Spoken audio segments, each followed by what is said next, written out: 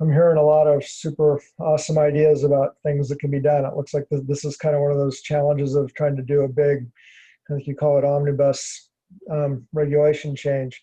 So I listened to the last meeting, and the word sustainability kept popping up, and parking is a big part of that.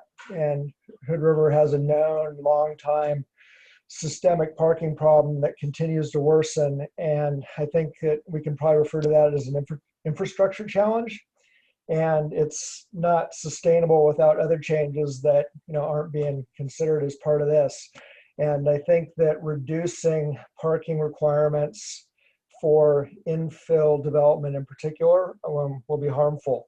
Like specifically, cycling routes and safety. Longtime cyclists and cars parked on the street are a massive threat to cyclists, and there's no reason to add more cars to the street when there's an alternative, and you have one here as you're building these regulations. Some neighborhoods in Hood River, for those of you that have been here for any period of time, know that we already have severely compromised parking availability. I can give you examples if you want, but I think you probably know some of the places I'm talking about. And since we have examples of what happens when you do things a certain way, this discussion starting point really should be at the number of spaces that are required now, not one which is already a pretty big reduction, and I think is going to have pretty negative impacts. So I think that reductions in parking, well, it's a nice idea. I don't think that's going to make sense until we have a useful public transportation system, like what exists in cities for which policies like this, were designed and ferment, and we just don't have that now. And I do think that Bill Irving was correct last week when he suggested that people will buy whatever is available. So I think that you should probably consider making the units that are going to be built in the short term sustainable, which means including parking infrastructure with those units. Fact of the matter is that people who live here have cars because they need them.